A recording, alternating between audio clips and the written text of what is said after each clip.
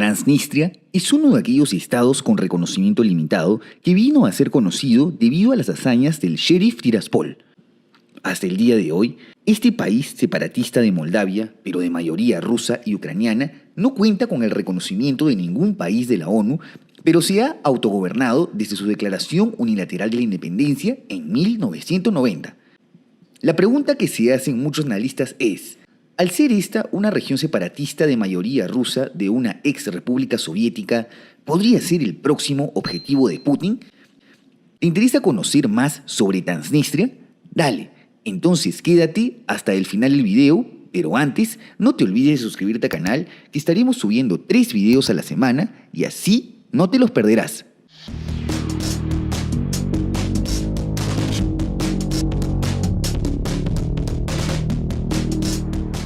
Para entender la historia de Transnistria es necesario comprender su geografía, y para ello hay que conocer la posición del río Dniester, el cual discurre por Ucrania y Moldavia hasta desembocar en el Mar Negro.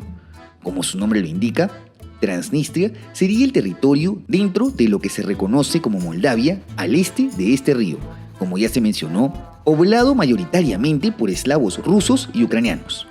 Es decir, su historia antigua es similar a la de los países de la región. En algún momento fue habitado por escitas, tracios y getas. Hacia la era común, los romanos crearon unas fronteras conocidas como las murallas de Trajano para defenderse de las invasiones bárbaras. Ya durante la Edad Media comienzan las migraciones de eslavos y pueblos túrquicos como los cumanos. Los pueblos romanizados que permanecieron en la región fueron conocidos como los valacos y también se movilizaron por el área. Posteriormente, el primer estado organizado que se asentó en el Dniester fue la Rus de Kiev, que a su desintegración pasó a ser parte de la mancomunidad polaco-lituana. Ya entrando a la Edad Moderna, los otomanos también llegaron a tener soberanía sobre el sur de la región. Y aquí hay un dato importante que acotar, que en este periodo se funda el Principado de Moldavia, de esencia latina al hablar un idioma predecesor del rumano, pero cuyas fronteras estuvieron entre los Cárpatos y el río Dniester. Es decir, este estado medieval nunca tuvo soberanía sobre el actual Transnistria, aunque algunas áreas fueron propiedad de nobles moldavos. Para 1792, una nueva potencia anexa todos los territorios de la actual Transnistria, Rusia, como te puedes imaginar, y es en este punto cuando el territorio intensifica su eslavización al punto de convertirse en mayoría. En 1812, los rusos vuelven a vencer a los otomanos, que tenían la influencia sobre Moldavia, y anexan el resto del actual territorio moldavo, al que se denominó como Gobernación de Besarabia, que nuevamente no incluía el actual Transnistria. Importante resaltar que el territorio al este del Dniester también contó siempre con una población de habla rumana. Durante la Primera Guerra Mundial, aprovechando la inestabilidad de Rusia, un grupo de nacionalistas se organizó en el Movimiento Nacional de Besarabia para su incorporación a Rumanía. Este movimiento fue ignorado por Bucarest, pues hubiese sido ganarse problemas con el Imperio ruso, que en ese entonces estaba en su mismo bando. De todos modos, como sabrás, en 1917 Rusia se retira del conflicto y comienza su propia guerra civil, lo cual es aprovechado por los nacionalistas moldavos y fundan la efímera República Democrática Moldava, que termina siendo anexada a Rumanía. Y sí, nuevamente los territorios al este del Dniester continúan bajo soberanía rusa. Como sabrás, tras el fin de la guerra, los bolcheviques consiguen la victoria. Nace así la Unión Soviética y dentro de ella la República Autónoma Socialista Soviética de Moldavia, que en una primera instancia estuvo incluida dentro de la RSS de Ucrania. Es aquí la primera vez que vemos que el actual Transnistria está dentro de alguna entidad con el nombre de Moldavia de esencia rumana.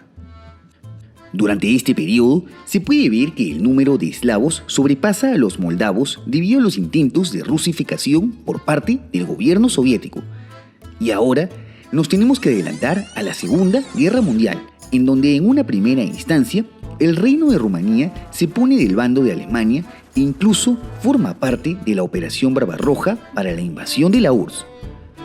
Ante la inminente derrota de los nazis, Rumanía cambia de bando al final de la guerra, pero esto no impidió que termine cayendo bajo la influencia de la Unión Soviética y que los territorios de Besarabia, que incluían el actual Rumanía, sean recuperados por Moscú. Nace así la República Socialista Soviética de Moldavia, independiente de Ucrania, que incluía los actuales territorios de Transnistria y Moldavia, pero aún como parte de la URSS. En este periodo se incentiva nuevamente la rusificación de toda Moldavia, lo que incluyó que su idioma rumano sea escrito en alfabeto cirílico y que el ruso sea considerado como la lengua franca.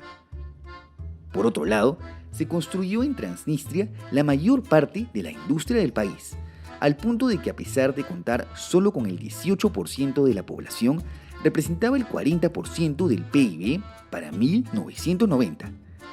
Y claro, es aquí cuando comienza la disolución de la Unión Soviética.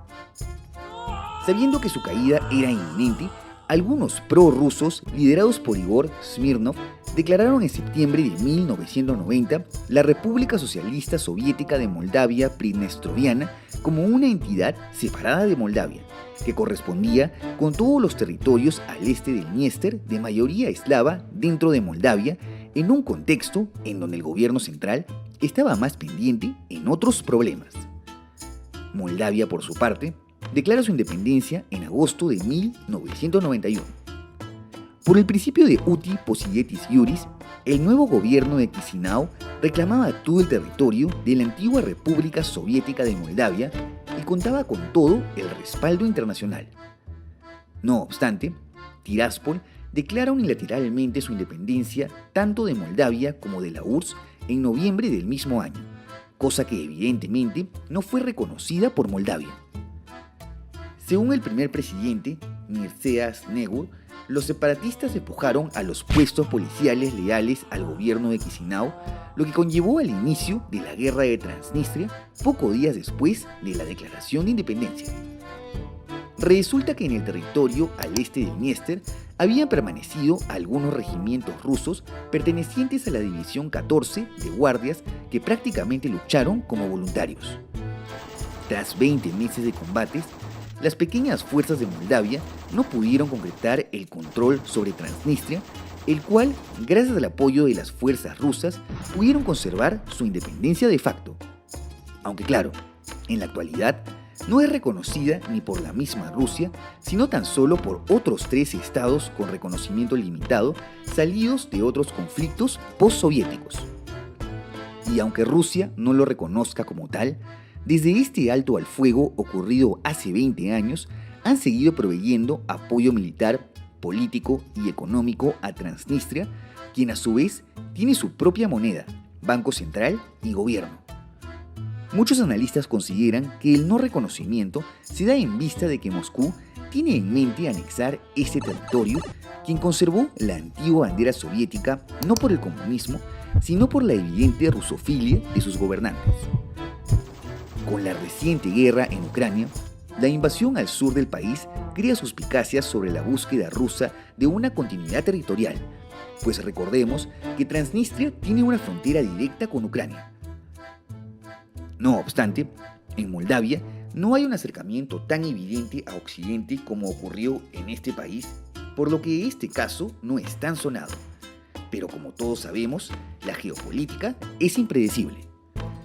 En conclusión, Transnistria nunca tuvo una historia como tal, y su identidad se basa en la alineación de sus gobernantes con Rusia, así como en la mayoría étnica eslava, por más que el país también cuente con rumano parlantes. Sin embargo, también es cierto que los territorios al este del Dniester nunca le pertenecieron a Moldavia hasta la Segunda Guerra Mundial, por lo que nuevamente tenemos un complejo conflicto pendiente, que podría enlazarse con la guerra en curso en Ucrania. ¿Cómo crees que deba resolverse la cuestión de Transnistria? No te olvides de dejar tu comentario y de suscribirte al canal.